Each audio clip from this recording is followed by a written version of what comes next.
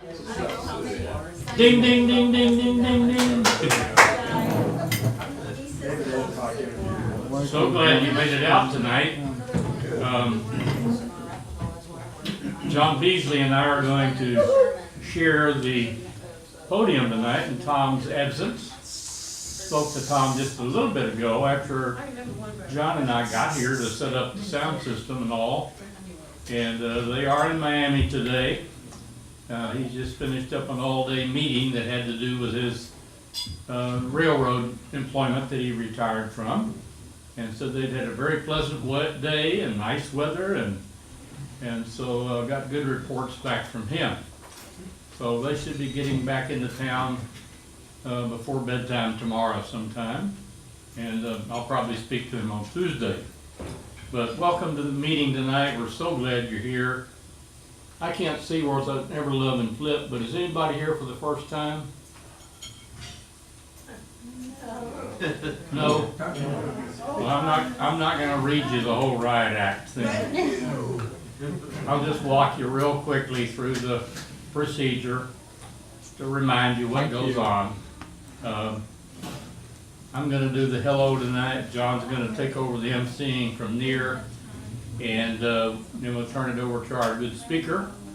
Speaker will speak on her subject, and then she'll stay here at the podium, and we'll fire up the cordless mic and go around and get your questions to address to the speaker. So hopefully she'll have the magic answer for every one of them, right?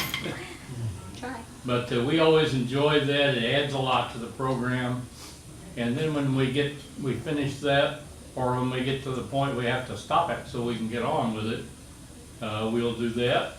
And we'll give probably all of you who want to come up and take 5 minutes at the mic and offer your comments, either your agreements or disagreements or something relevant to the subject tonight.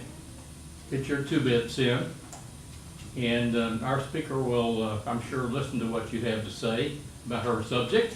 And then we'll give her a little time to come up and respond to that and close things out. And John or I will say good night to you and head for the hills. So that's the routine. Does anybody have an announcement they need to make tonight before we get underway? No, no. Looks like not. So John, why don't you come on up and do the introduction for our speaker, and don't read that whole thing. I won't. Oh, did you say, Tell was me there if it anybody here that can hear for the first time? I asked Because that. this is the first time I've heard anything in a long time, you know, so I can hear. This is the first time I can hear. So my voice is audible. A lot more, so. Well, I have a little deeper resonance in it. There you So go. I'm glad you can hear me That was a tonight. joke, by the way. Nobody got it. I've probably blasted you. I'm sorry. Well, as Jim said, I'm going to share the podium tonight, so I have the very great pleasure of introducing Regina Imbrugia tonight. And the topic, she's well known by the usual suspects here. She's been here before, I've seen it before myself, so we're going to welcome her back. Thank you. And anyway, tonight is meeting number 396 since it started in Dallas. Of course, as you all know, it originated in Chicago. And then when Tom came down with Susan, his wife, they decided that Dallas needed this sort of forum. So we got together with Jim here, Jim Peeler, who's just spoken, and they set the whole thing up, which I think is a remarkable accomplishment. So anyway, so tonight, Regina is going to speak about unsuccessfully combating fluoridation in Dallas. So Regina is an activist who knows successfully, yes, absolutely. So you have supporters already. Yes, yes, I'm So you won't have a lot of nasty questions, hopefully. Anyway, she knows the dangers of fluoridation and is determined to expose these dangers, and is determined that the fluoridation program is stopped in Dallas. And she will discuss her concerns that many people do not understand the negative effects of fluoridation. She will point out that while arsenic occurs naturally in water and is high doses, of course, will kill you, fluoride isn't. In fact, fluoride, fluoric acid actually will etch glass, so it's a fairly dangerous. In fact, I used to work in glass blowing, and I know it will etch glass. And ladies used to have gloves, and they would, if there was a break, it actually will bury under the skin. I mean, it was really dreadful stuff. So fluoride is fairly dangerous, and Regina will tell us how dangerous and why it is so. So without further ado, because I would tend to speak too much anyway, it's my Irish, the small amount of Irish in me, which is the problem. So Regina, come up, and we'll obviously be a lot more educated, and we could all use it. Thank you. Thank you. Well, welcome everybody. I appreciate you being here. There's a few more coming in. You can sit at the table back there. It might be easier for you. It's so nice to see all you people here. There's a lot of faces I don't know, and several people, of course, are almost like family. I would like to compliment the College of Complexes, really. I mean, a forum for free speech. I mean, we need that, especially with a topic like fluoridation. Unfortunately, for the 4.5 years that we have been trying to expose the dangers of fluoride, we haven't had very much media helping us. And when they do help us, they ridicule us. And with the same old standard slogans, you know, the Russians are coming and we're trying to, you know, dumb down the people in Dallas. So they do that to deflect from the real problems, and there are several. So our website was Dogs Against Fluoridation, and we started that several years ago, 3 years ago. So it's still available, but we're changing the name to Dallas for Safer Water. And that was a change that just happened, so you may have a little trouble pulling it up on your phone. We found, because it's so new. So what I'd love you to do, because I'm an activist and I like everybody to be involved, Google it, you know, Google it and keep going to the articles. There's 4 articles that just came out in the last 14 days. So I started out saying we're not getting media attention. Well, I believe we're winning this battle. And the North Dallas Gazette just came out with an article, and immediately they asked me to write an op-ed article, which I did. And then the newspaper was so amazed by how many comments they had, which is so unusual. We had like 100 comments combined between the articles. 80%, 80 to 90% were talking about they don't want the fluoride in the water, and they were bringing up very valid points. The only pro-fluoride comments were coming from the people that were not even in Dallas, and this is the pro-fluoride lobby. Okay, one of the things I brought up, is because they always bring up certain slogans again, the ADA stands for fluoridation. You know, they back it, and the consensus of all of these ABC agencies, they say fluoridation is safe and effective. But in reality, consensus isn't science, okay? Right? Number one. Number two, these agencies are not going to provide any liability. You know, they're not responsible for any liability, just like the company that brings the sells the fluoride to Dallas. They have a disclaimer. They are not responsible. So who's responsible? The Dallas is. The Dallas Water Utilities, and in essence, it'll be the taxpayers. City Council. Well, City Council is the one that allocates the money to purchase the fluoride, okay? They can stop this program. A vote of 9 of them can just say, we're going to stop this, because the precautionary rule says, when in doubt, leave it out. Amen. And there's way more than just doubt. There's actually tons of studies. A 12-year U.S.-funded study came out September 19th, 2017. This study, millions of dollars study, was done with the cooperation of Harvard, Purdue, University of Toronto. I mean, this was a very reputable study. And this study concluded, and they took out all the confounders. They knew that it was fluoride. And it was fluoride that mothers ingested, so it wasn't just from water, to the level of what people in Dallas are getting, which is 0.7 parts per million. And that's what they call optimally fluoridated water.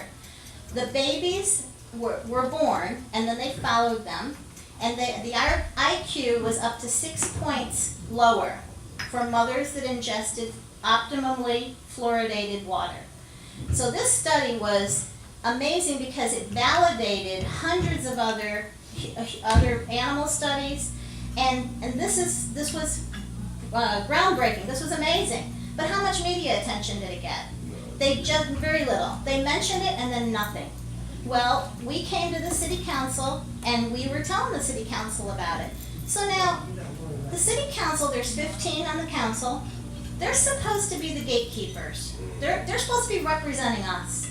They're supposed to be looking out for things like this. Now citizens come forward and we're bringing up this study that hasn't got much attention. We even told them it hasn't been getting attention, and silence, silence. That week after we came in and spoke, the assistant, see they have the city manager and then several assistant city managers, okay? Well, this one assistant city manager that's over the Dallas Water Utilities and is over the environment, he wrote a memo to the city council to say, don't worry, it's okay. We're doing a very good job. We put the fluoride in so accurately, and you all don't need to worry because all these agencies, you know, the ADA, which is it's actually a dental trade group. All they do is look out for dentists. They're not looking out for public health at all.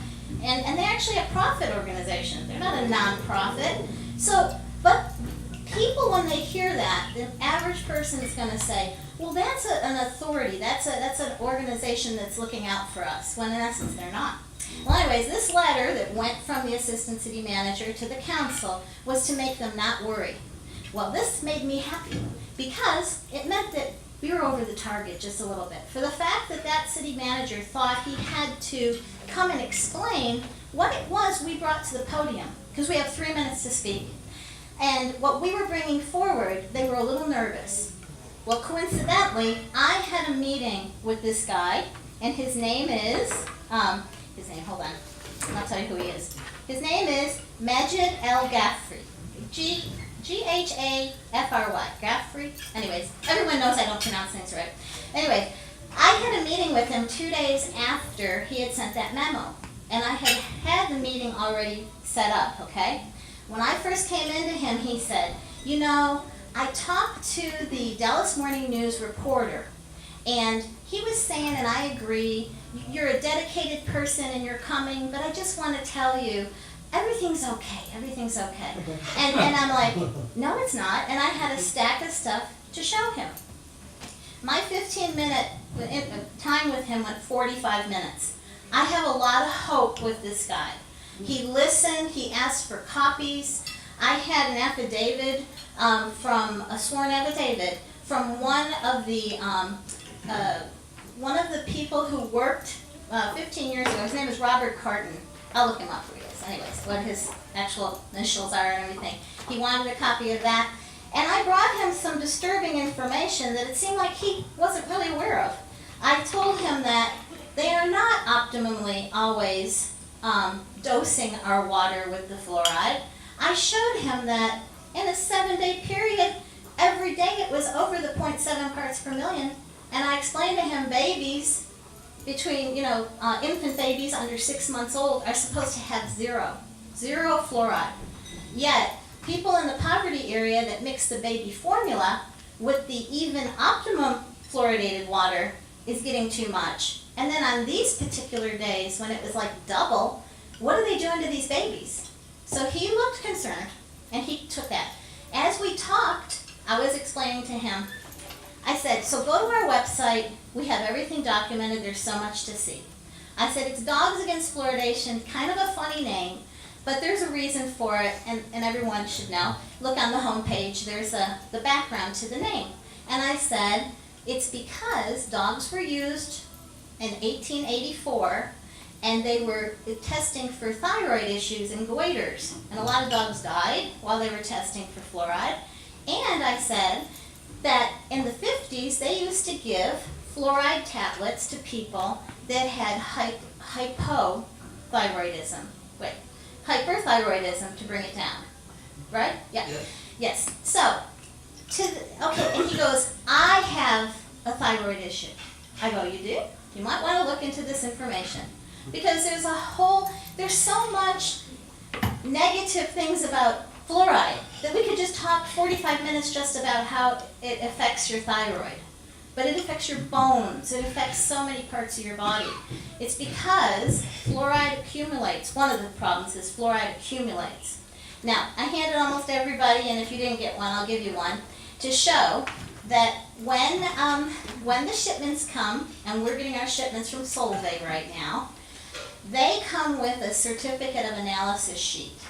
And this is another thing I brought up to him, and I said, this hydrofluorosilicic acid that you purchase to raise the fluoride in the water, supposedly, it's supposed to be benefiting our teeth. Oh, you want one? Okay, sure. Here, grab them. There's somebody in the one back, each too. from those. And to those other people that came in later, would you give them? Just bring both stacks and hand them out. Thank you, thank you, thank you. You're welcome. Okay, so the hyperfluorosilicic acid is not pharmaceutical fluoride. It comes contaminated with many things, including lead, mercury, and arsenic. Now, the certificate of analysis that comes with the shipments that we get for the hydrofluorosilicic acid, the only thing listed on there, as you can see, is the lead, the arsenic, and then it also says this other one here, which is P2O5, extremely deadly. I mean, extremely deadly. And then it has, and sometimes it'll say other acids. Okay? So the arsenic. Okay, here we go. So I did an open records request, and the paper that you all have, it says that the specification for the arsenic needs to be less than or equal to 100 parts per million. The first paper I saw that I talked a lot about and I brought up to him, it was 99.84 parts per million. That's way too close to the margin of error. Turn your paper over though, a shipment that came September 2017 was at 100 parts per million. Now, that is, first of all, 3 people that are chemists said, no way, it's not 100. It's over, but they put 100 to keep it under the detection line. You know, because, and even if it wasn't, that shipment should have been turned back. That's way too close. So the pro-fluoride people say, yeah, but it's going to be put in the water and it's going to be distilled down, not distilled down, it'll be diluted down to parts per billion. Well, let me tell you, there's a lot of very drugs like dioxin, and they treat people with parts per billion. It doesn't mean that, oh well, it's parts per billion, it's not going to hurt anybody. These babies and people that are ill, and plus, we have the accumulation factor with these things, like arsenic is one of them that accumulates. It's an idea that they started back in 1965 in Dallas, and I'm going to be generous and say they didn't have the science back then, but they have the science now. In 1999, the CDC, they looked into the data and said that the predominant benefit from fluoride is topical. So why are we ingesting even the fluoride, okay? Let alone all these contaminants that come with our delivery. It's just beyond comprehension. But what's happened, and the reason that it continues is like I started out with, they don't have to even tell the truth, you know? Nobody's asking them, nobody's shining the light on them. And we don't have investigative journalists that will go and look at these things. They'd rather ridicule, they'd rather ignore, but we're not going to let them. We're not going to let them. This has been, yeah, that's right. Thank you. we're gonna just, and I'm glad that so many people here are actually in the Dallas area, because the council members or any politician, unless you have a lot of money, you have to have a lot of people, you know, to get their attention. So, one thing, and I know I'm jumping around, I always jump around, but there's enough to jump around with. Let me show you something. Here, okay.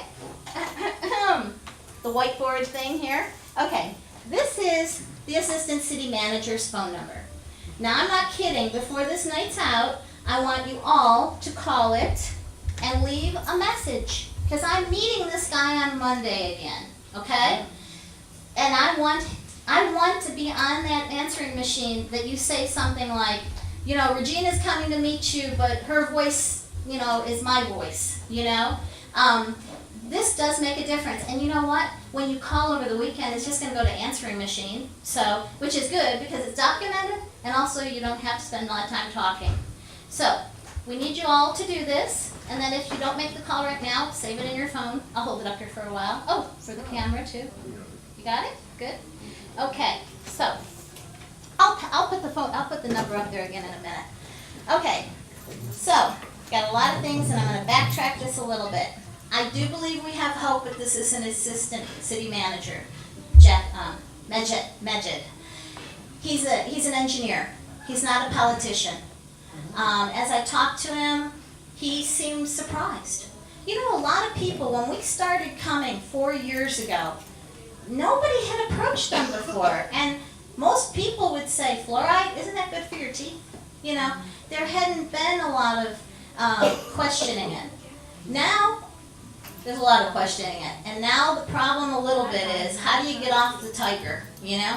I think some of these people, a lot of these people, have put their name on the line that they're for it, and it's hard to say you were wrong, number one. I believe, and everyone will ask me, do you think they're getting paid? Do you think there's money involved? Without a shadow of a doubt, there's money involved somewhere, you know? Those chemical companies, it would cost them so much money to dispose of this toxic waste, and that's what it is. The reason it comes with so many contaminants is because it's the waste product from the phosphate fertilizer industry. They can't put it in the water, they can't put it anywhere, but if they sell it, it's a product. So we are helping them unload their toxic waste.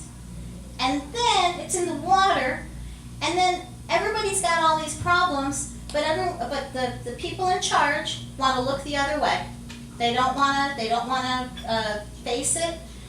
But we need to help encourage them, because someone told me, and I do believe this is true, and I know we're going to win this. Without a shadow of a doubt, we're going to win it. Without a shadow of a doubt. Fluoridation will go down. 97% of the world does not fluoridate. In the one paper I gave you, look at how many communities already. And every place that it comes up for a vote, it's always 60-70% people say no to fluoride. In Dallas, yep, that's right. In Dallas, D Magazine did a poll a couple years ago. It was right before the vote, so it would have been in 2015. 72% of Dallas said no to fluoride.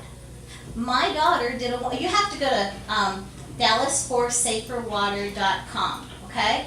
And a lot of the videos that we did were taped, and there's a great one. And we did Chariots of Fire, and it was awesome because so many people in this room held up a sign that said, should I stop? Continue. I need to get this off my camera lens there. Oh, okay. Is that okay? Sure. Thanks. That they just held up a sign. And you know, Out of my eyes. so, out of your eyes, I'm Oh, sorry. thank you, Tom.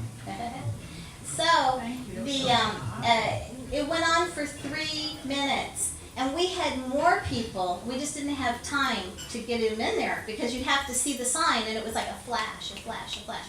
So, this city council was given a great opportunity. We had over 100 presentations. We had this world-renowned biochemist come, Dr. Conant, and he talked to them, and he said he would debate anybody.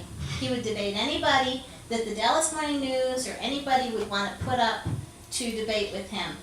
But they were silent. They were silent.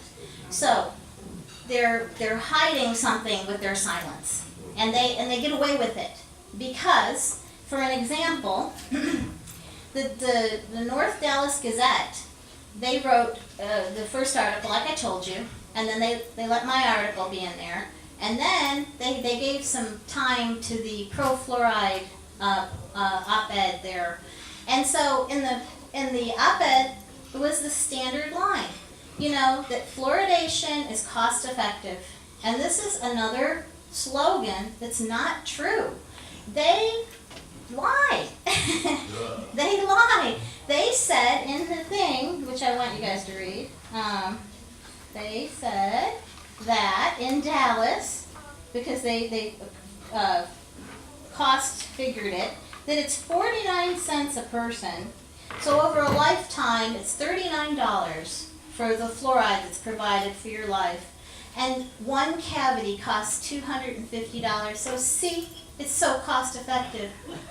And people will listen to this because one of these dentists came and said that, because we only had 5 pro-fluoride people came to speak to the Dallas City Council in 4.5 years. All of them were dentists. And the one guy that came used that cost-effective thing, and the council was like, yes, yes, thank you, thank you. And it's a lie. When they figure the cost, they only are figuring it on the cost of the hydrofluorosilicic acid. I did an open records request asking the city to show me documents of the cost of the tanks, the fittings, the injuries that might have happened. You know, and they said, we don't have the software to item out the costs for fluoride. Well, isn't that convenient? If you don't have, my daughter's an accountant, you know, if you don't have the figures and then they say that, well, you know, it's a lie.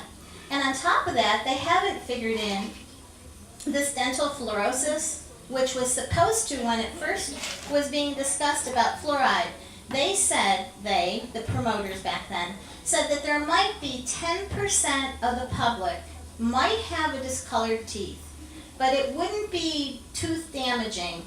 It would just be a discoloration, and that was figured into the, you know, side effects that would be accepted for the benefit, the public health benefit. Well, now it's 51% of teens are now having this fluorosis problem, to the point where the teeth are breaking and they're going to need crowns. And then what's that cost?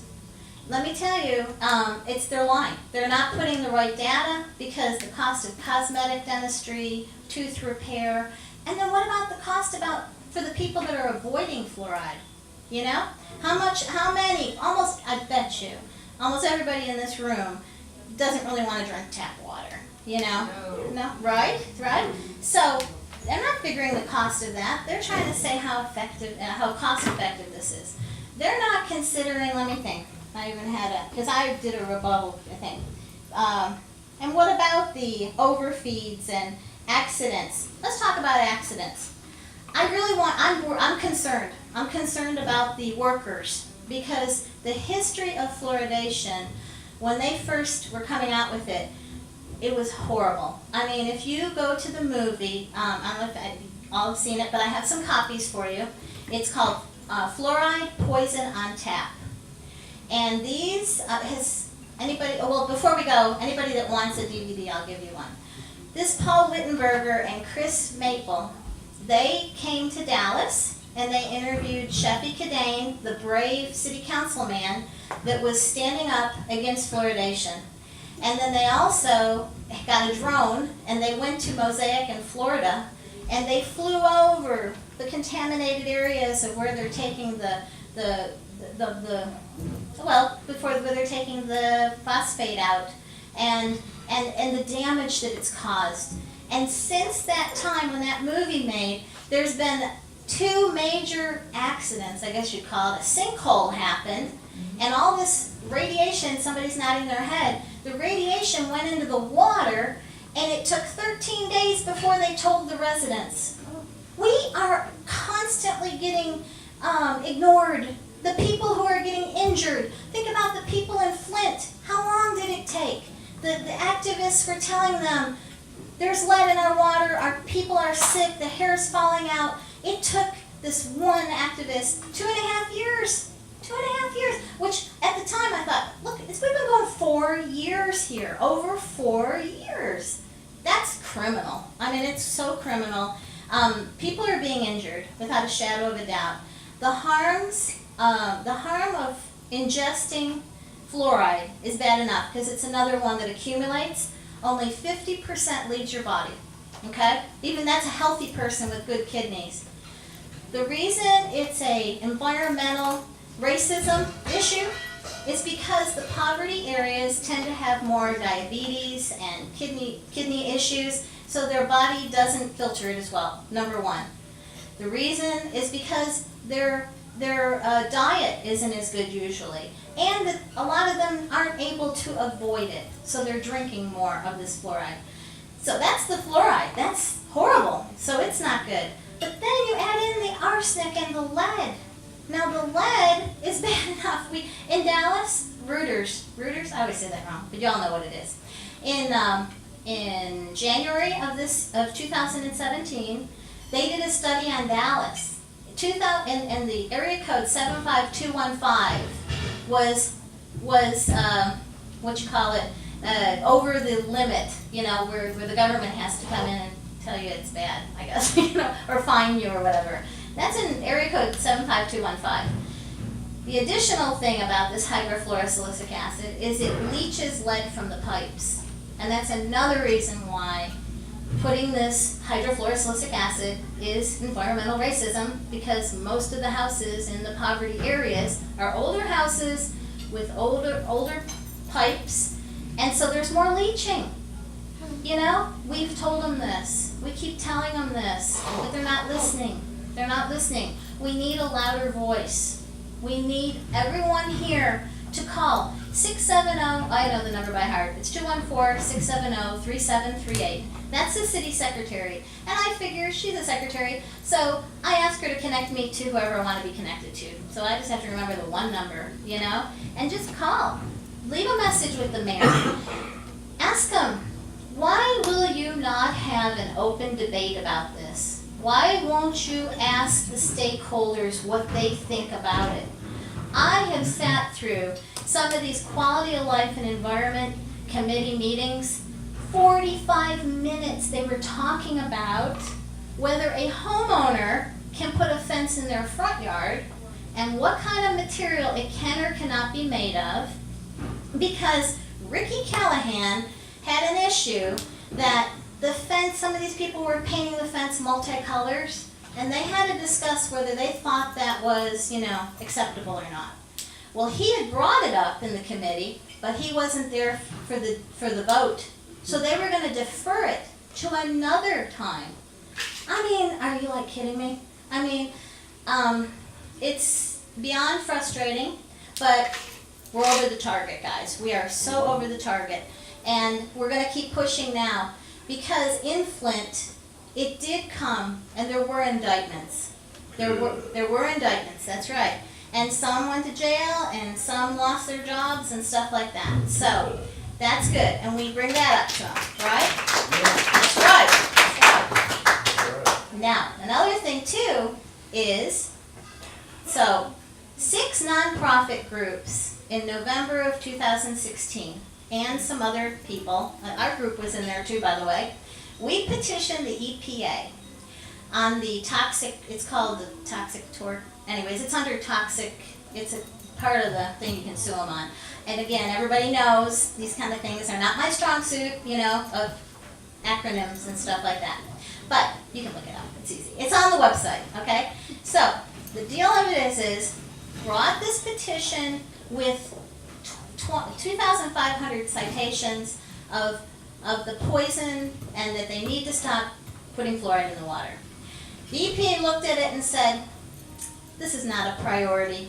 It's not a priority. We're not going to do anything with this. So, this 6 nonprofits got 2 great lawyers, and they put a lawsuit against the EPA. Okay, EPA, as usual, and it usually works, they went and put a motion to dismiss, that there was no standing. Because that's what the pro-fluoride likes. That's another slogan that we don't really have any credible standing. I mean, anytime we talk about different, even this study, this 12-year U.S. funded study, one person came out, oh, I've got a paper, I think I made enough copies for y'all, maybe.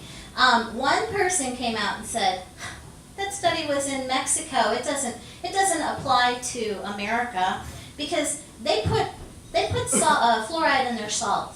Well, and you know what? People right away say, oh yeah, that's probably right, because someone is talking it down, it must be true, nobody really looks into it. But it doesn't matter where you get the fluoride from. They're talking about how much was ingested and how it negatively affected those unborn children and the future of those children. So they do that, and they know that people listen in sound bites, and they know that when they can repeat something over and over, and the media gets in there and encourages it, and they flash those ADAs and all that kind of stuff around, that it goes to sleep and then no one talks about it. That's our job to keep talking about it, okay? So what happened? December 21st, 2017, they went to the judge in Sacramento. The judge, he said, no, you do have standing. I will not dismiss this case. We are moving it forward. Yeah. And I know, it was awesome. It was such an amazing, whatever it's called, the dissent or whatever it's called, there's a fancy name for what a judge does. It was so many pages. I didn't know whether I should copy it all, you know, and I thought, you know, it was a lot of pages, like 20. He ripped them apart, and he told them, and it was like, it was almost like, how dare you say these people don't have standing? And I was like, wow. And that was December 21st. So again, I mentioned it to the city council, you know, and so that's what I'm going to mention to Mr. Majid, you know. We do have lots and lots and lots and lots and lots and lots and lots and lots on our side. They got nothing. They really have nothing. You know that emperor has no clothes? It's something like that. Or they have these bubbles or these balls that they've been keeping in the air, but they have nothing. They really have nothing. And you got to remember all those things that I usually always say. It's unsafe. It's unnatural. It's ineffective. Oh, I know them by heart, but I can't think of them right now because I'm trying too hard. But the deal of it is 97% of the world, they do not fluoride. They don't fluoridate. Okay, so it's unusual, you know. Some people think the whole world does. We know that it's unsafe because it has, you know, all these problems connected to it, you know. I mean, even dogs aren't supposed to have fluoride, you know. I mean, Merrick, you know, the one that talks about, they say dogs shouldn't have fluoride, you know. I mean, they will say that, but when it comes to people, it's okay. Okay, it's unethical because we're being treated without our consent. Okay, a doctor, he would lose his license if we're doing this. You know, I was interesting. We had a meeting one time, and there was a med student, and he was getting ready to take his exam or whatever it's called, and he was saying they just learned about that, and that they were telling him, you got to get the consent, because even if someone, you know you can help them, but you take care of them and they didn't want it, you can be in really big trouble. But look what they're doing. They're medicating everybody. And no pharmacist would give a dose for everybody, not knowing what drug interaction, what, you know, body size, how much. Oh, that's what I told the guy, assistant manager. I said to him, some of these workers, they work out in 103-degree weather. They literally might drink 2 gallons of water, you know, as compared to somebody drinking a glass. So how can you control the dose? You cannot control the dose. That's the answer. There's no way. Plus, so many things have fluoride in them. I have a friend who drinks a lot of tea, and tea is very high in fluoride. You know, then if you make it, and I always say this, and someone told me that they think this is kind of dumb, but I think it makes sense to me, and it might resonate with some of you. Fluoride concentrates, okay? So if you're putting on a pot of water to boil some tea, and it boils down a lot, but you still throw your tea bag in there, you've now very possibly increased that fluoride by twice, you know? So again, there's so many different ways that they are not able to control our dose. So they shouldn't be putting it in there. I had another friend say, oh, I know, it was a doctor who came to speak to them, and he said, I'm on what's it called? Blood pressure medicine. He said, so should we just put blood pressure medicine in there, you know, because I sure would like that, you know. I mean, do we start medicating, I mean, for all different things? Because that would be as stupid as what they're doing this for tooth cavity prevention. Oh, yeah. So that's what I said to the council when we were talking about this 12-year study. You've got predicted outcome brain damage or possible tooth decay prevention. How could you sleep at night with this, you know, saying that you're going to put it in the water, you know, for possible tooth decay prevention, which now they even admit it's topical, it's not ingested. Right. So we've got all that. What else did I want to tell you? I don't have any idea how long we're supposed to go. I don't remember how long we're supposed to go. Look at how many papers I got. So I talked to you about how many times they go over. You see, what I did was I requested the raw fluoride. That's the other thing too. There's already fluoride in the water. That's another thing we said to them. For the people that like fluoride, want fluoride, there's fluoride in the water. And it's the fluoride that comes from the stones. It's not the contaminated, you know, fluoride that comes with, you know, from the, you know, hydrofluorosilicic acid. The calcium fluoride. Calcium, there you go. Thank you very much. So when I looked at this, I thought, oh my goodness, look at all those times they're over. Like here, was it 1 part per mil? So it goes 0.07 is where it's supposed to be. Here it was 1.2. Is that almost double? 1.5 would be double, wouldn't it? I mean, come on. So there's a problem with that kind of dosing too, and that's an issue. So then I did an open records request because I'm like, okay, how many accidents or other repairs that have happened? They average about 2 leaks a year from one plant, okay? And so it's so dangerous. It eats through cement and glass. It's very, very dangerous. And these workers may not fully understand that, which is totally wrong. It's another thing. So all the liabilities could be taken away if they just stop. So what I really would like is for more people to call the city council. If you could find some time to come down and talk to the city council. Yes.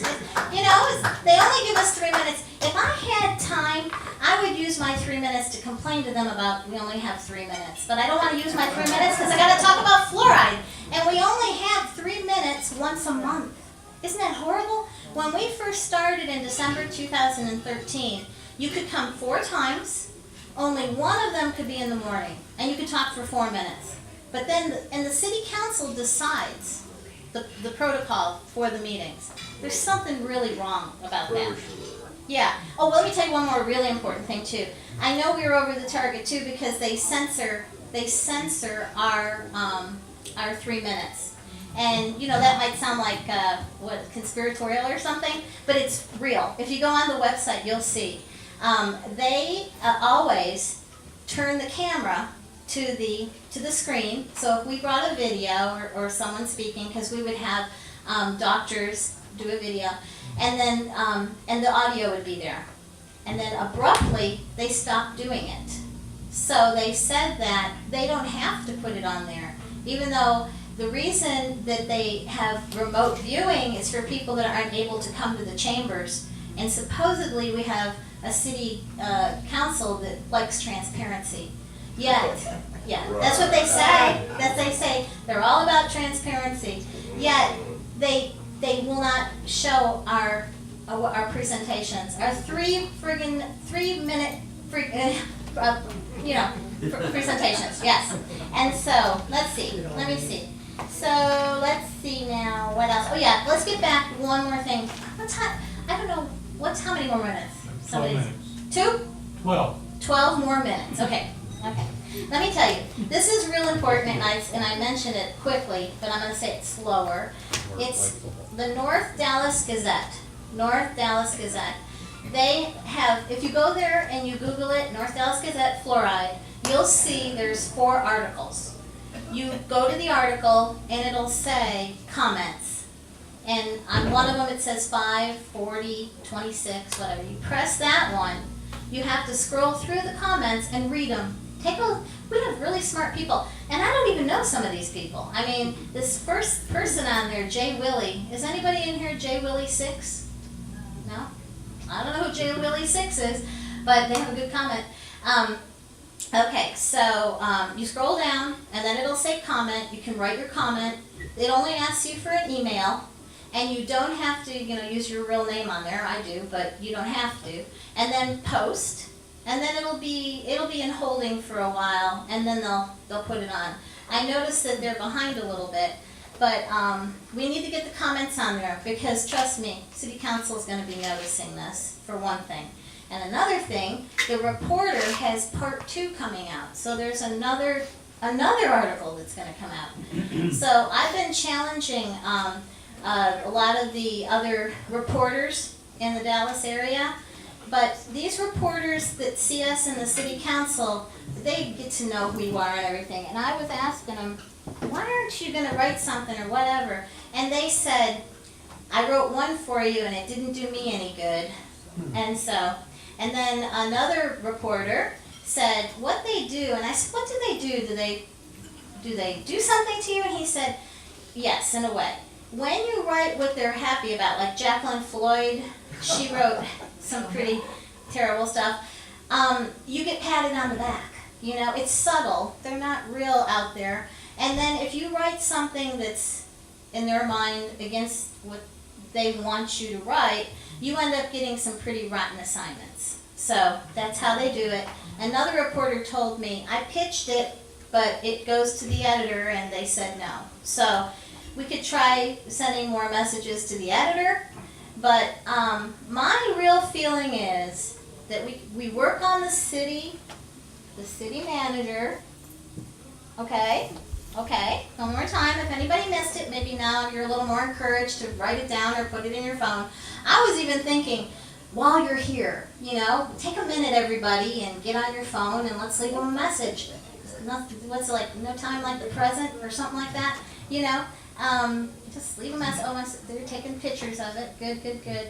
Okay, so that's, I think, a good, one more minute. Okay, I'm sorry. There you go. I'm happy about that. So, comments on the articles, phone calls to the city.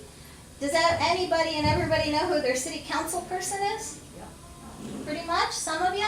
Okay, well, I had a wonderful idea from someone yesterday that we need to target some of these guys and ask them where do they stand, and if they're not standing the right way, we, let them know that we're not going to be voting for them. And Mark Clayton, he knows the reality of fluoridation because he came to our meeting where we had a dentist who was a 35-year dentist, fully believed in fluoridation. He gave his kids fluoride tablets. He said, yep, he believed it. And he presented to us, and what he said was, when I was looking in their mouths, I thought I was seeing fluoride healthy teeth. He said, but it took a while for me to realize I was seeing people that had more money. It was a money issue, that they actually had better hygiene, they had better food. He said, and I had a lot of people telling me to look at this, and I didn't take time to look, and once I did, I was shocked, and now he goes around speaking about it. And he came to Dallas to speak to the city council and tell them that story, that he was wrong. He was wrong, and he's trying to make amends. And I went to the city council, and I had a meeting with the Sheffy Cadane, so I was up on the 5th floor. This is how this works. At the time it did. And you got off the elevator. We were waiting for Sheffy, and Councilman Lee Kleinman came out with another guy. It was my daughter's council member. It was Scott Allen. And I said, oh good, I have a doctor here. We're going to go on the elevator and he can talk to you. We got on the elevator and he got off. And he went and told the guard that I scared him. Yeah, God's honest truth. And then he even relayed that story to someone else. I mean, isn't that embarrassing? I mean, seriously. I mean, we had a doctor, could have helped him if he got bludgeoned or something, but I mean, it's like, Kleiman is someone I don't think will turn, Ricky Callahan, but we can maybe vote him out. But Mark Clayton, he was running at the time when we were doing all this, and he had several opponents, like 5 or something, and we actually believed him. So I kind of aggravated extra for that because he has not helped at all, and he could. So the hope we have on the council are these guys. There's a guy named Navarro. He's new. See, he hasn't voted bad or anything yet. So if we can catch them before they feel guilty, maybe, right? Okay, so these guys, the new people that have come in June of this year, right? So anyways, this year? It's not this year yet. It would be 2017. Anyways, it was Navarro, and then it's Felder, and then I think we can work with Clayton because we can, tell him how disappointed we are with him. And then there's Jennifer Staubach Gates. She's Roger Staubach's, yeah, I know. She's Roger Staubach's daughter, but she was a nurse. So I think after 4 years, it's possible that she could maybe, and then that's the getting off the back of the tiger. I really think the key to impress on them is do your political spin and say the precautionary rule, you realize now that when in doubt, leave it out, and that you're going to do your part, and then that they can build themselves up as something honorable. We need to help them do this, And so, well, that's my story. Okay, so I guess my 12 minutes of time is up, I guess. Okay, is that good?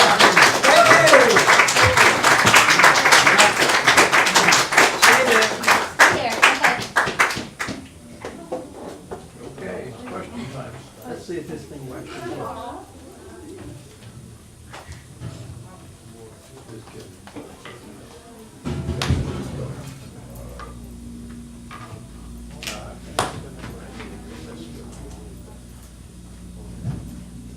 Do we have sound? Oh, yeah. It has 2 controls to turn on.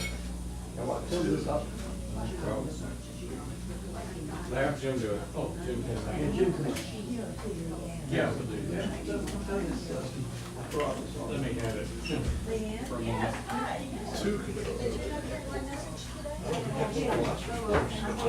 a moment. Let's see. Ours only has one. You just turn it on, that's it. What does it have to do with that? Cross, but I don't know what that's about. Just seems awfully complicated to me, and more complicated than it needs to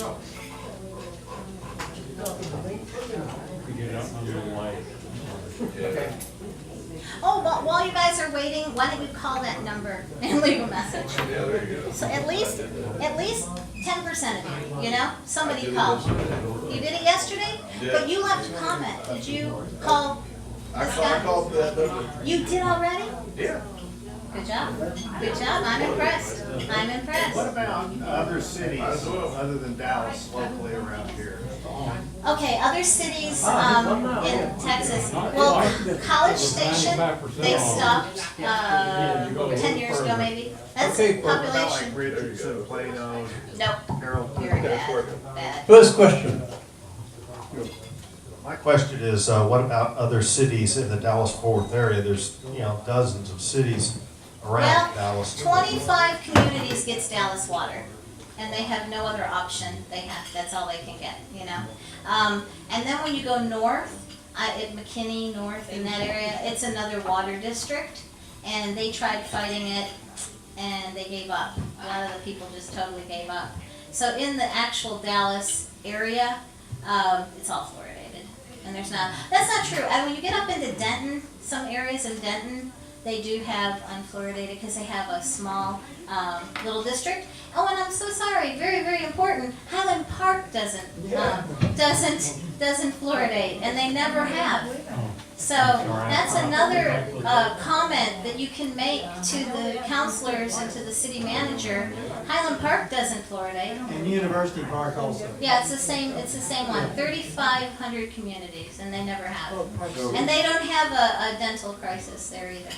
So you just took my question Yeah. there with that comment, but I did actually put down some guy talking about how these anti-fluoride people are such conspiracy theorists, you know, tinfoil hat folks, and I said, oh, you mean like Highland Park and University Park who never have fluoridated and Good never one. will? There you go. There you go. That's a good one. I'll use it. I have a question. Yes, How sir. much does it cost the city of Dallas to have this fluoridation program? Well, that's the thing. The fluoride alone costs about $1 million, okay? But they will not tell us because they say they have no way to tell us the additional costs. But anybody would say, you know, multiple millions. Do you have an estimate? So like 4 or 5 million. Oh, it would have to be. Thank you so much. Thank you for coming. Bye. Bye-bye. Yeah, it's mind-boggling how much it could be. The thing of it is a lot of the infrastructure that was put in 50 years ago. We don't know along the way how often that was changed, and you can only imagine what that cost would be.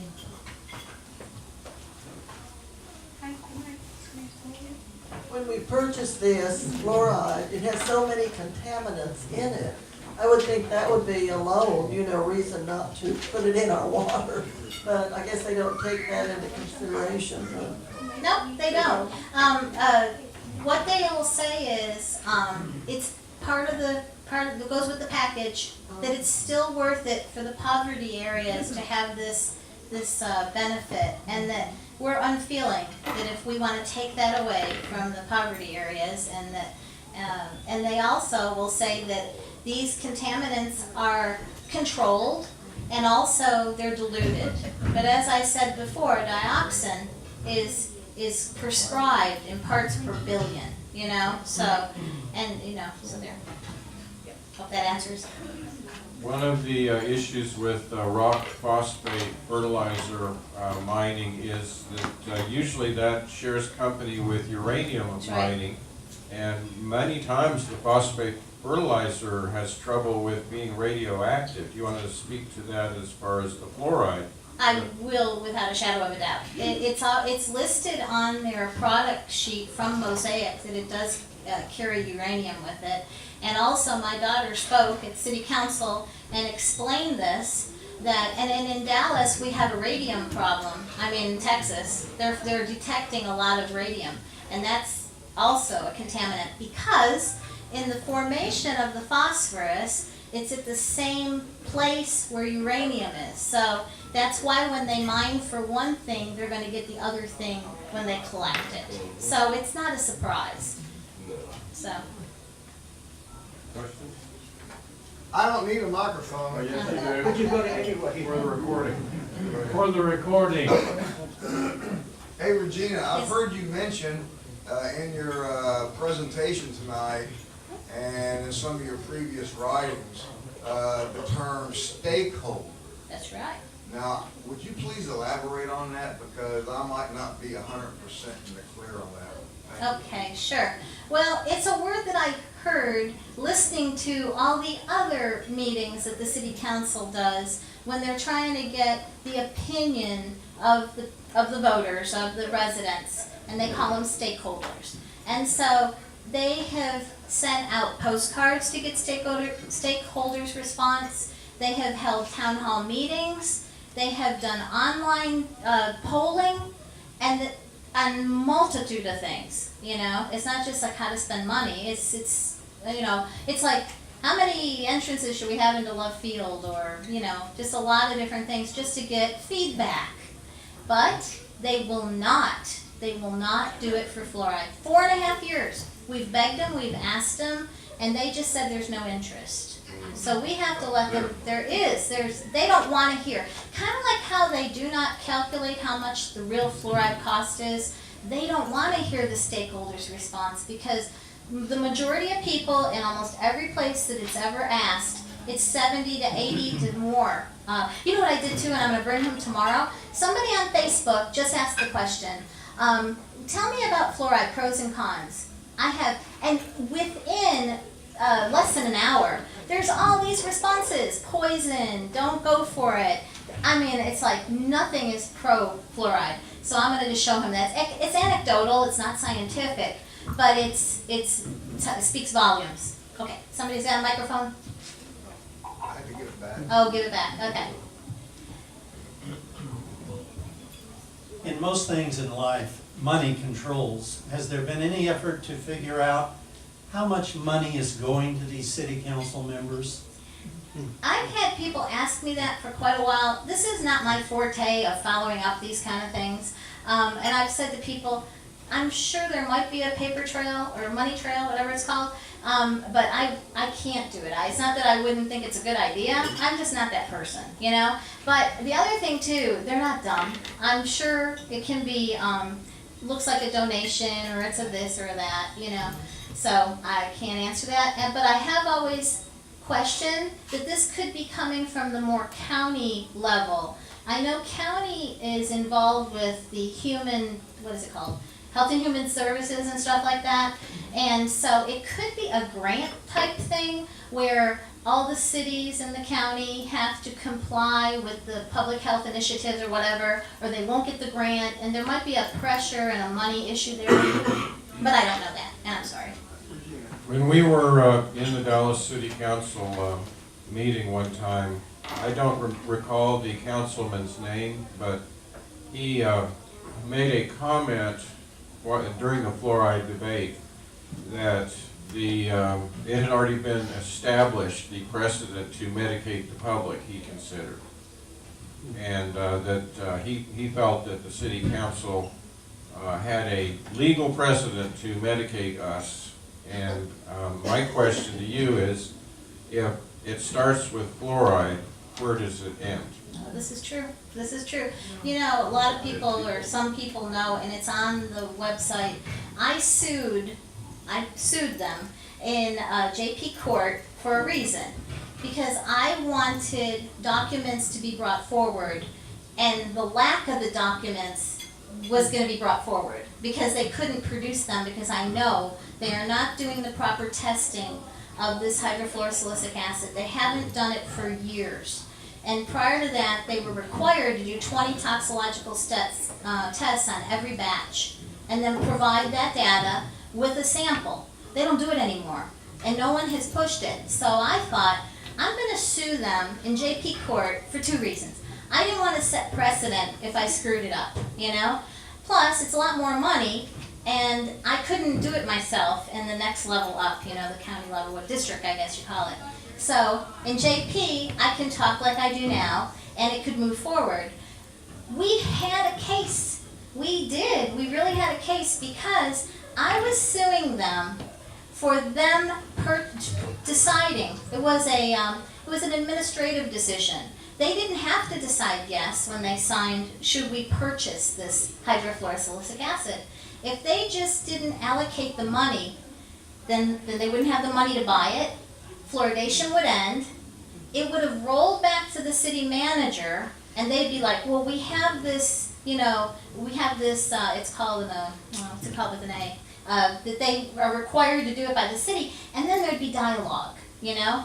But the little judge was a little nervous. The city attorneys brought her a paper with blanks of what to do, and then she signed off on it, so it got dismissed. But, sorry. Yeah, but, sorry. Two questions. Sure.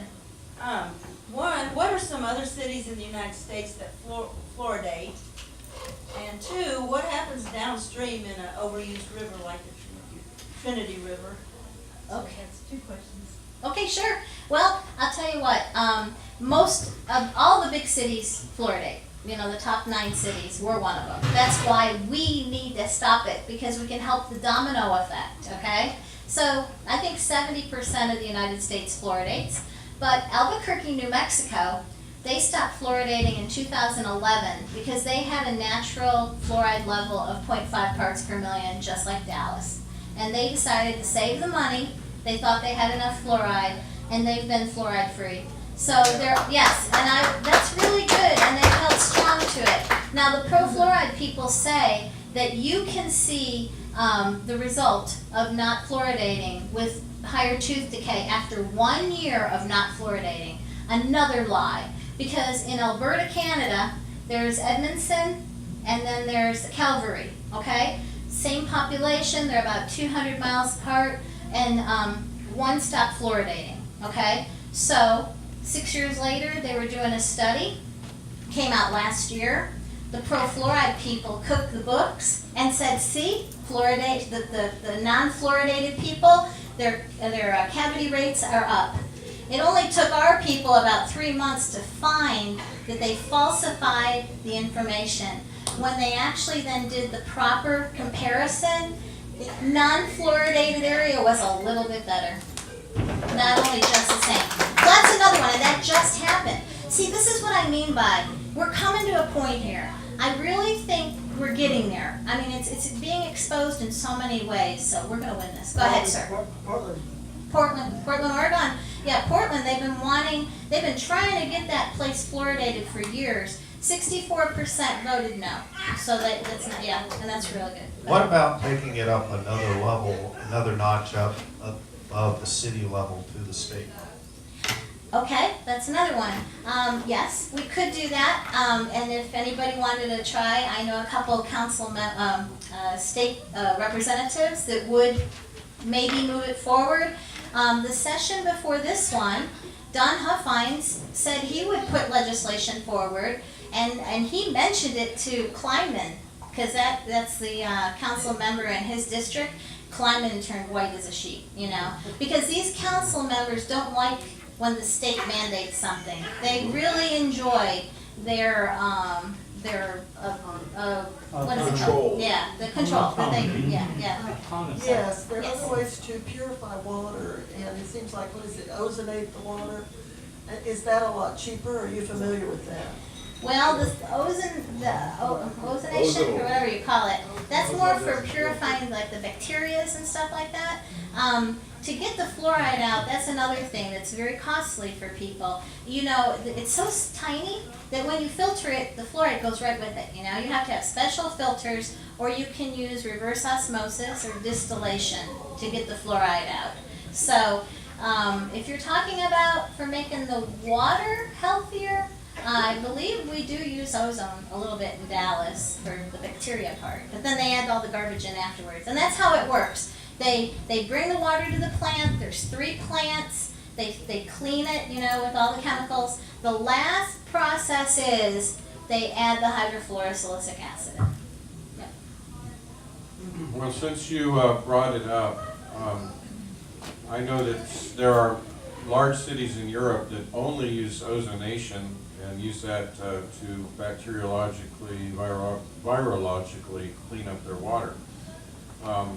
But you did bring it up as far as the subject, and would you confirm, does fluoride have any effect whatsoever on the bacteriological cleaning of the water? No, that's what I said from the beginning to people, because even the water department said to me, why are you making such a big deal about fluoride? We have more expensive and worse chemicals we put in the water. Why aren't you fighting those? And I said, those are put in the water to treat the water, where the fluoride's put in the water to treat people. Right. And so that's the issue here, and that's why it stands, you know, separate.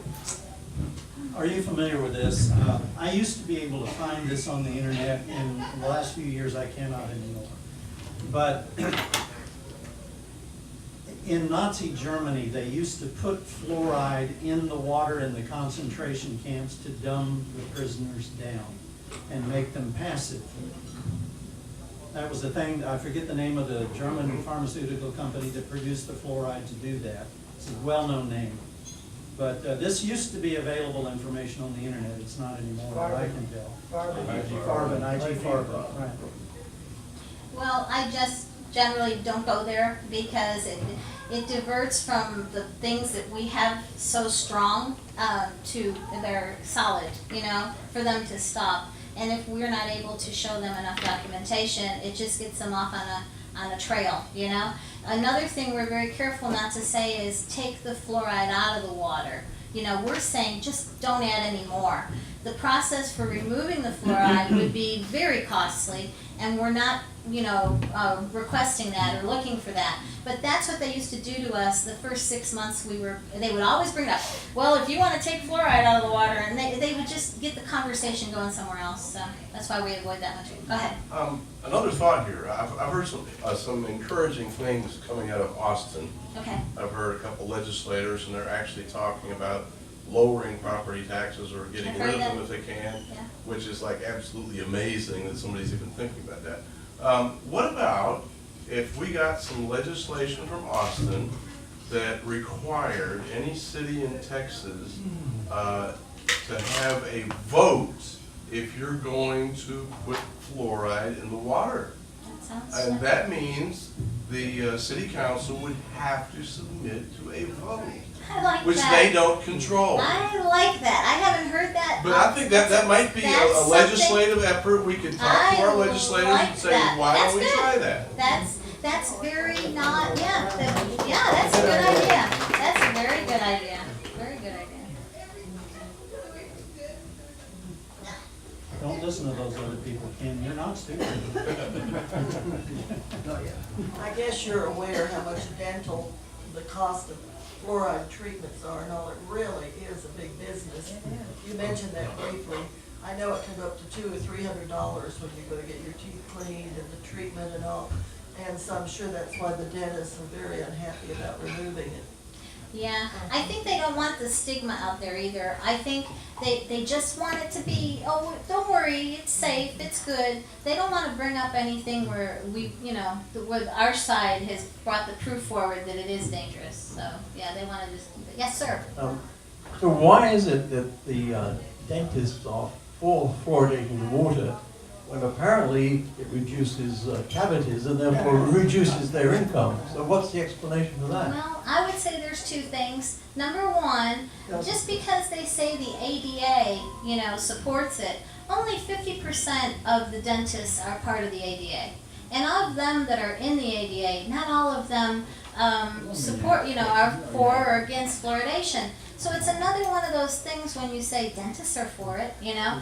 The second thing would be, they might know the added little other secret is that this fluorosis is actually keeping them in the bucks with repairing the teeth and doing the veneers and stuff like that, because it actually makes the teeth more brittle. I like the visual somebody told me a while ago. So even if it does make the tooth harder, you got a wooden bowl that's hard and a crystal bowl that's hard. But when you drop them, what's going to happen to the crystal bowl? Because they make the teeth so hard they become brittle, just like your bones, like all the places that the calcium goes, and the the fluoride goes to. Okay, let's see. Hi. Hi. Can you hear me? Okay, I can everybody hear can hear me. I want to know, if you win this, and you sound very positive Oh, about we're gonna win it. it, you're going to win it. We're gonna win it. How are you going to know if they actually did take it out? Oh, how they stopped it? That's a good question. I don't know. I guess I don't know. Let's see now. I guess we won't be getting the bill from Mosaic or You have to Solvay. hire somebody to come and test it, I guess. Hey, the kids will get smarter. Yeah, there you go. I like that one. Now, Regina, I'm going to ask your expert opinion based on the expert opinions of all the experts that you brought in to give expert testimony. Yes. Now, isn't it true that fluoride only really helps strengthen the teeth in children up to a certain age? That's And what is it? So really, you're treating a period of tooth development. Once the teeth are fully developed, isn't it true that the That's- fluoride does not help at all? Yes, and actually, of the 5 pro-fluoride people that came forward in over 4 years, only 5, one of them was a dentist, and he was a dentist named Dr. Williams, and he actually goes to the mayor's church, and that's what the mayor even said. I want to take privilege here and thank my friend here from coming. He goes to our church, and he was about 80 years old, and he said that he was one of 30 dentists that lobbied to start fluoridation in Dallas. And he said, he was very passionate, he was saying, you know, you gotta watch this, because we took a video and we actually made another little clip out of it. And he was saying that, and you gotta give it to the children, because by the time they're 18, it doesn't help. That's why we have toothpaste. And that's him saying it. So how much of our population fits into, you know, if you're over 18, right, it's not gonna help you. You're not supposed to have any when you're under 6 months old. So they're medicating all the people for what group, what demographic they call it or something, you know? So he said it himself, so yes, that is true. Yep. And you mentioned tea, I know it has quite a bit of Yes. fluoride. Does it have more than any other nutrient? Or are you aware of various nutrients that have fluoride? See, fluoride's not a nutrient, that's another thing they try to say. About food. Oh, food, what other foods are high in fluoride? A What lot other of foods have fluoride. Let me tell you, they're using a pesticide made from fluoride. So a lot of wines are very high in fluoride. And a lot of the foods, a lot of the fruit is being sprayed with a pesticide made from fluoride. A lot of medications are fluoride, like Levaquin and stuff like that. And it's used in a lot of things, yeah. This is California wine. Oh, Does that count? yeah. Yes, it is. Never mind. Oh, we have a question. Hello. Hi. Regina, firstly, thank you very much for your time. You've given us a lot to think about. I had a slightly different question. Are you aware of any other cities or counties that are looking to introduce fluoride? We have a problem right now. Again, this is why I know we're over the target and I know we're winning. They have recruited, the pro-fluoride side, have recruited some new people that are just social media people that are going to be promoting fluoride. They are now getting in, actually I heard that they're even going to try to put it in DACA and stuff, that they're going to put grant funding to promote fluoridation in areas that they don't have it. So it's very, they're getting nervous and they're trying to put it in places that it's not been yet. Yes, the answer is yes. Next victim. Okay, no more questions, therefore it's now, Hank, you're the first.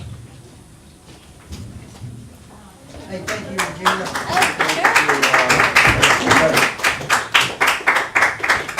All right, that was good.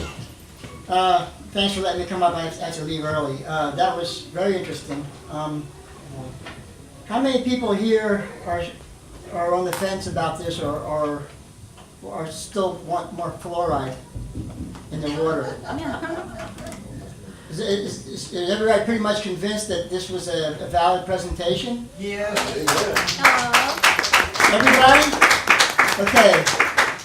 Well, then all I can do is just add my 2 cents, because I agree that this is another level of fraud that we need to deal with. And I would encourage you to do something. Regina's full of little guidance here if you want to get active. So is this a big enough issue where you're going to do something besides just say yes in this format? If so, I'm going to arm you with a little bit of my perspective, because I've been looking at this for a few years too. I used to go down to the council, and it is a kangaroo court. They make the rules like you're not allowed to ask questions, you're not allowed to talk to your own councilman. It's really it's Kafkaesque.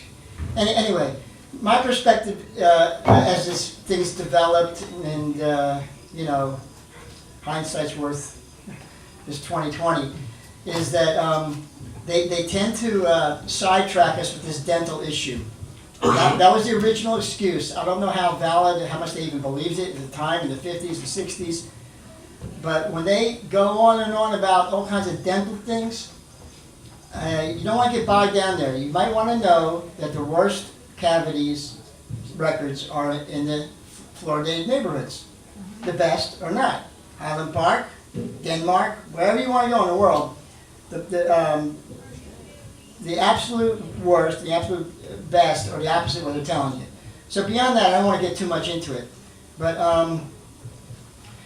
you might want to know something I learned if you want to brush your teeth with fluoride toothpaste, it's 1,000 times stronger than fluoridated water. 1,000 times. That's the weak stuff. If you want the good stuff, every pharmacy has it, it's 5,000 times more fluoride than water has. There's fluoride ubiquitous in our environment. We don't need it. The other thing, people don't understand how corrosive it is. It's the most active element on the periodic table, fluorine. And it's up there with arsenic as far as toxicity. What does toxicity mean? How little you need to hurt you. And it was kind of side mentioned, but I'm going to say it really straight. The difference between dose and concentration needs to be hammered in because, as Regina said, you cannot control the dose, which is what the pharmacist and the doctor prescribe. So, they can control the concentration within certain parameters, but the dose is what matters. The dose is what matters. And when it accumulates in your body, you'll see a lot more hip fractures. And I guess there's one more thing about dental thing. There's one more thing that I would say. I try to not get caught in that rabbit hole because it's their old excuse. This is about toxicity. I want to see them bring in a toxicologist. You know? Now I don't want to see no more old dentists, 80 years old, getting a round of applause. We got neurologists, toxicologists on our side. They're all on our side, around the world. Nobel Prize winning. You know, I mean, they do their work carefully because they know they're going to be scrutinized carefully. They come up with the slipshod excuses that it's, you know, you're hurting somebody's teeth. Well, first of all, who's got better teeth? Have the dentists gone out of business since they started this? No, it's absurd on the face of it. And the other thing is, the dental fluorosis studies that came out recently where the teenagers have mottled teeth. Now, if you're drinking the fluoride, those mottled teeth, it's going through your whole system. It's lodged in your arms and your thigh bones. At least, maybe in parts of your brain too. Not maybe, they've proven it now. So that's the part I say don't get caught up in too much with the dental stuff. No, but there is the dental fluorosis. It's bad. It's called a disease, dental fluorosis. Fluorosis, it's you know, it's a disease. And the thing about the fraud and everything, I want you to take this home. If you're willing to be active, maybe this little ammunition will help you. The active is the most important part. The EPA scientists have a statement against fluoride, against fluoridating water. Not the EPA brass, which is distinguished from the scientists. There's 1,500 scientists that know about this when it came to their attention in the 90s. And that's why this kind of has arisen again, although it's been around for decades, is because the EPA scientists said, no, we're not part of this. We need to do something. So that's EPA. The other thing is FDA, Food and Drug Administration. They're supposed to test this, and they refuse. And all they do is just do another sleight of hand. Just like they changed the name of it from a toxin when it's coming out of the fertilizer plant and the aluminum plant, and all of a sudden it's a product, a nutrient. They did the same thing. FDA said it's not a drug. It fits the definition of a drug beyond anything possible. It's so Orwellian because a drug has a dangerous element and has to be very carefully dosed and has to be, it fits it right. Fluoride is the most caustic, dangerous element there is. And they refuse to do it just on semantic grounds. That's how they wiggle out of it. So the FDA needs to know about this. So what does that mean to you? I think, before we get too far with this, we need more of the general population to be aware of this and get a little bit interested. So you're the foot soldiers. It's just a little bit more focused information, another perspective. I don't argue with anything you said. I'm just telling you some other things I remember. I've been looking at for a few years. Thank you. Thank you.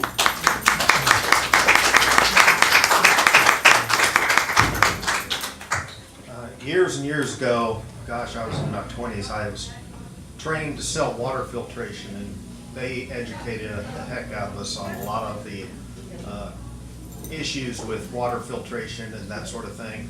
one of the things I learned was about how originally a lot of the fluoride came from waste byproduct that had been developed as a result of the aluminum manufacturing process. And the family that owned Alcoa, which was the #1 manufacturer of aluminum, was the Mellon family. Guess which university or institution came out with a study that said fluoride was good for your teeth? Carnegie Mellon. The Mellon Institute. Yep, there you go. And the documents that they put out have been proven since to be completely false. I've heard it said that you only really need, if you want to have permanent crystals of fluoride in your teeth, basically brush your teeth when you first get your permanent teeth, because they will embed and stay there forever. And so there's no need to fluoridate till you get your permanent teeth. Why would you even care what happened to your teeth till they were permanent? I mean, it wouldn't make sense. And when you do get them permanent, you only need to brush your teeth with fluoride very few times, and you've established the crystals embedding in the fluoride enamel, and it's permanently there. You never need to continually treat your teeth once something is permanently embedded in the enamel. Yeah, right.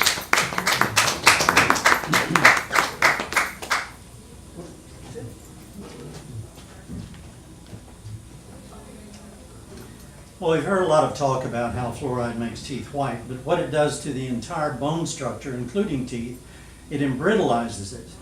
And that's why a lot of older people are having hips breaking, and they're having this and that and the other break, because their bones are far more brittle because of the fluoride that they've ingested over the years.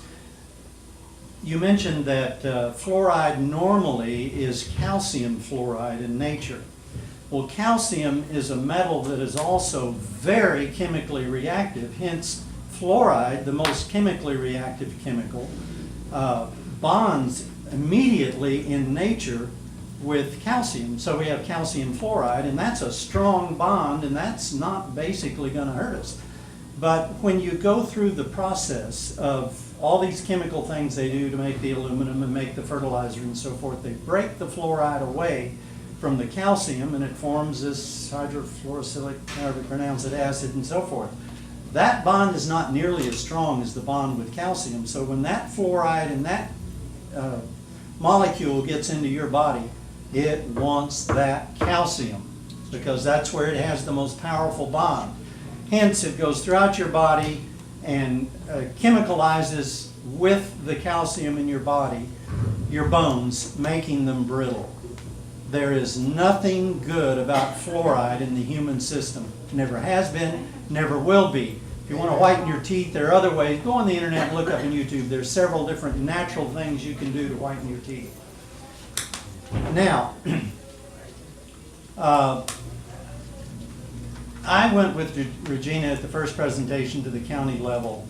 Now, I had practiced law in Dallas, and I had already had an extremely negative viewpoint of government from experiences I had had. But the thing that struck me the most about that meeting was not only do they dishonor the public by giving you this rocking 3 minutes a month to come talk to them, they don't listen. They were on their computers, they were talking, they just didn't give a tinker's damn about what the public was presenting to them. And at that point, it just, to me, it just almost went, I mean, I admire your tenacity with this, and you're making progress with it. But for me, I just decided that the only real avenue that's going to do it, and I hope I'm wrong, is a good lawsuit in a pretty high court.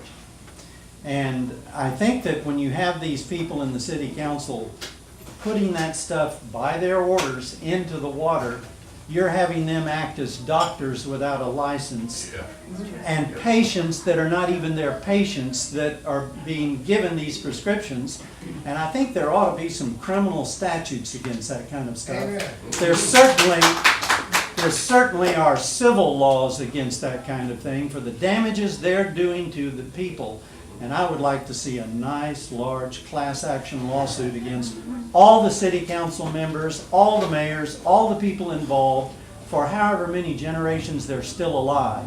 A large class action lawsuit would probably get their attention and also probably end up in billions of dollars in judgment.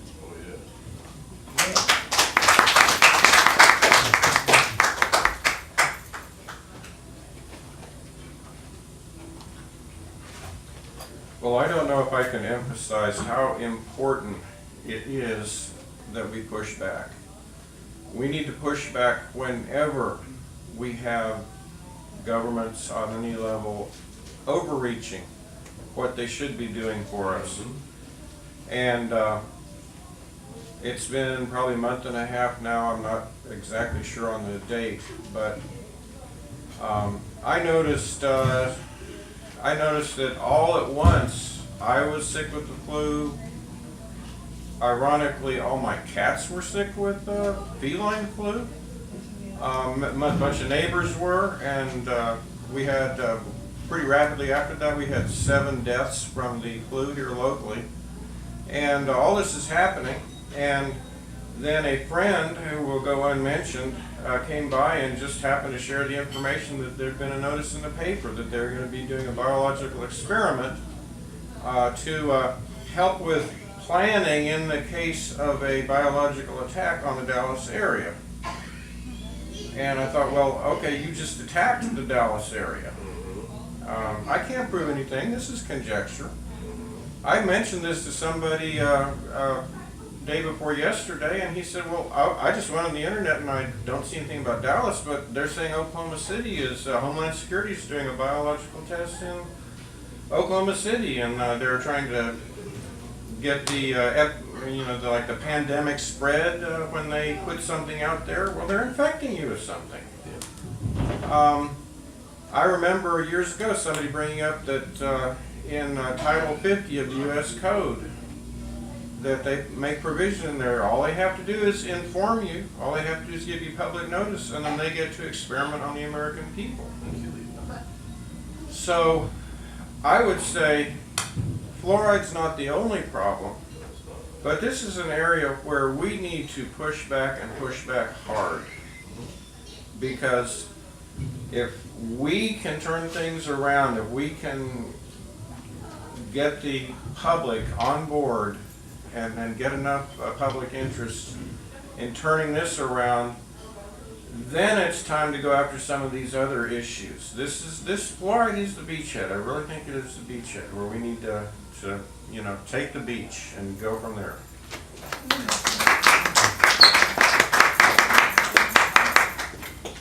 I didn't get the. I think we need a little perspective. I think we're all on board with the fluoride issue. And anyone who's done this, as I'm sure you're aware, this is not a sprint, it's a marathon. If you ever thought it was a sprint, you'll quickly find out it's a marathon.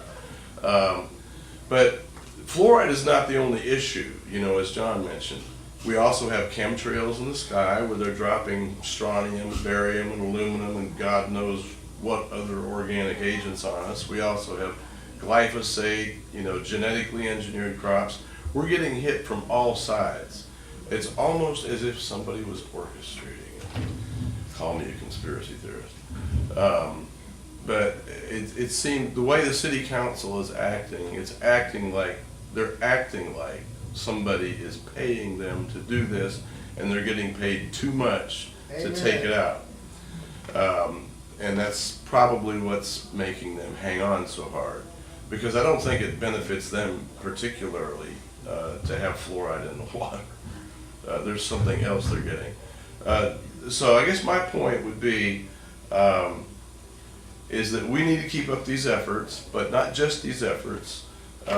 We have a president in the White House now that has promised to drain the swamp. And I have a very strong suspicion that swamp creatures are behind the fluoride issue. So as we work on this level to drain this part of the swamp, it's a pretty big swamp, and as Trump works on the other end to drain the swamp from that end, I'm hearing rumors that we're actually arresting some elites that are actually being put away. Their tweets are stopping and things like that. Can't prove anything, but we have to remember that Trump said, if I'm going to do something, I'm not going to tell you about it. And I think that's a good thing. It's a very good strategy. So if we keep working this end, I think we're getting some help from the other end, and the swamp creatures are in the middle.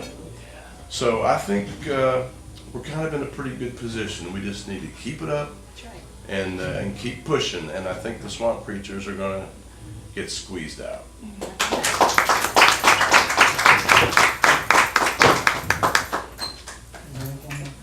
Sure. Joe's next. No, I'm gonna skip you the DVDs. I said, and then I didn't do it. I think there's another issue that can be complementary with this and not detract from it at all. First, let me talk a little bit about nature.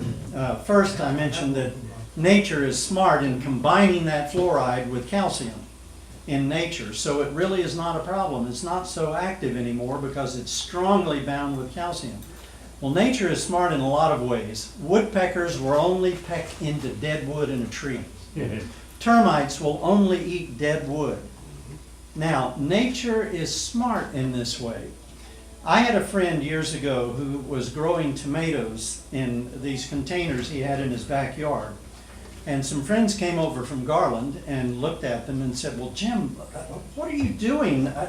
All the tomatoes and things growing all over the area now are just being eaten up by this infestation of caterpillars in the area. He says, well, I fertilized my plants with powdered granite. And they didn't understand that at all. And they said, well, we just don't believe that's right.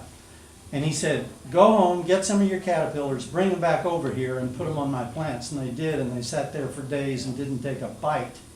Because nature does not have its critters destroy good stuff. Only the stuff that needs to be reprocessed already, like dead wood. Powdered granite used as a fertilizer lasts in the soil for long periods of time, and you do not need any fertilizer. So stop buying fertilizer. That's one little thing we can do to contribute to this. And start encouraging people to find powdered granite. It is available. It has a rich, rich amount of all kinds of minerals that the plants use to create healthy plant structures. And all of these fertilizers that they make chemically and create all these toxins for us make the plants grow fast, but they're not really healthy because they're not mineralized like plants ought to be. And they need all the pesticides because the bugs are going to come and get rid of those things because nature says they're not worth eating. So don't buy fertilizer, and don't buy pesticides, you won't need it. Get powdered granite, and it is available as a fertilizer. I will speak.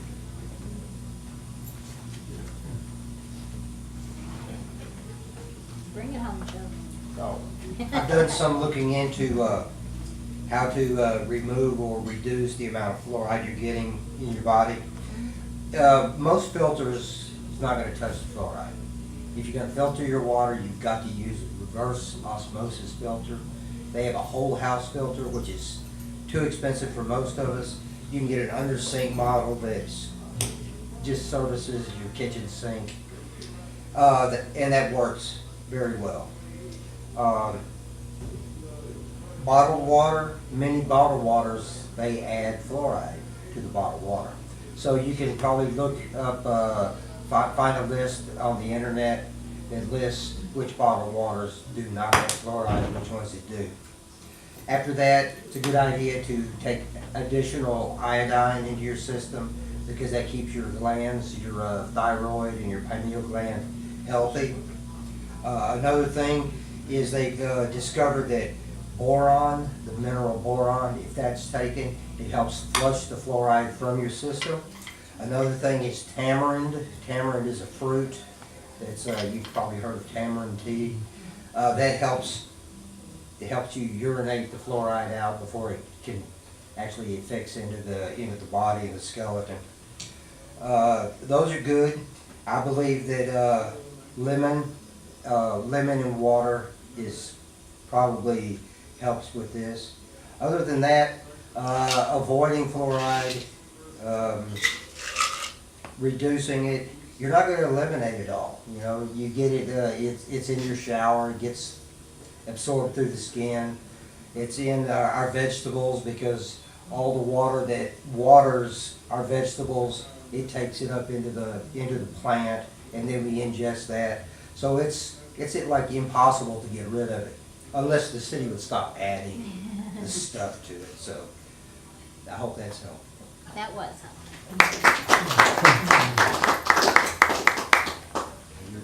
So I go up. Do you tell me I'm supposed to go up? Okay, yeah. Okay. Protocol. A really strict regimen here. Yeah, actually, in all these things, I think someone said in the Watergate escapade, follow the money. And in this maximizing profit arena that we all live in and sometimes enjoy, somebody is making some damn good profit someplace. The other thing I'd say about the city council and about all, remember, they work for us. I know. They work for us. Now, what I've said, the first, if you're going to have a constitution, have a proper one, not this cockamamie one we've got. The first article should say that is called the protection of democracy, which says this, simple. You work for us. If you once cheat us in any way and you promote somebody else's illegal profits, you're gone. Because what, and of course I would say that democracy pretty much has gone. Because we know that it's been bought and paid for by the elite. Okay? Look at, I know you love Trump, some of you people, but look at the tax man. What? Over 50% went to the 1%. Come on. So, yes, I think there are shenanigans go on. So I think in anything like a city council, a state council, there must be, see in Europe, in Sweden, they have an ombudsman. And so if you have a complaint, he is totally independent and he can investigate these things. And yes, I've heard it said before, and I believe it. You give it 3 minutes, they look the other way. My experience, and my wife was very bad. She tripped over one of these cables that these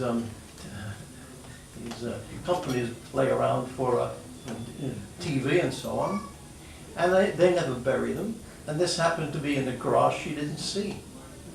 She tripped over it, and she had a fairly severe injury. I called up the city and said, "Is there any code?"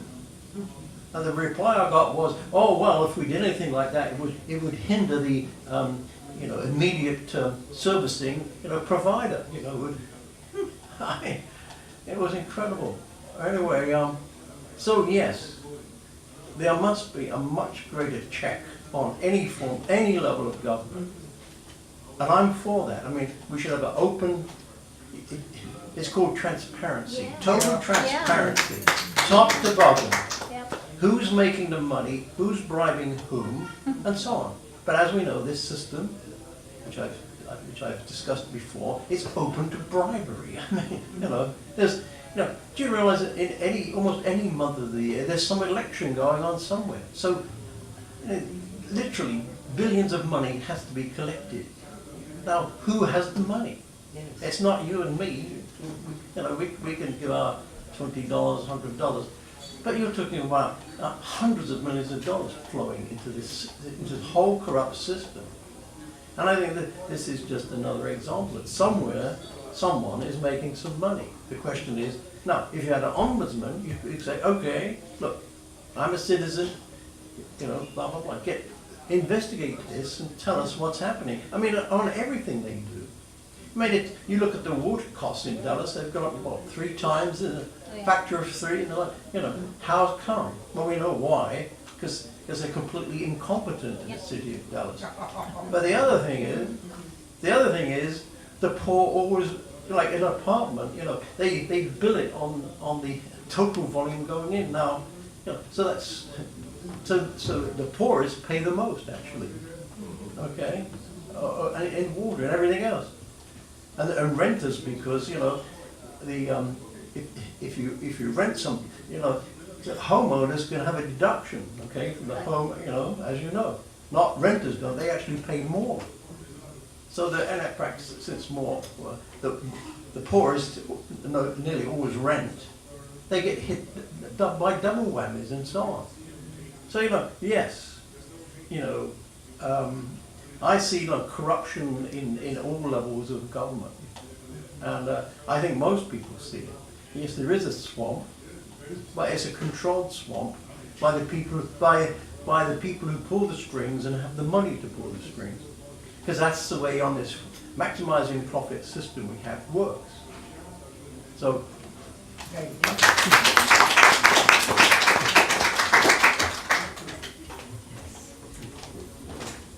Well, those were all good comments, and I agree with all of them. I love Ken's idea about suggesting that to the state legislature.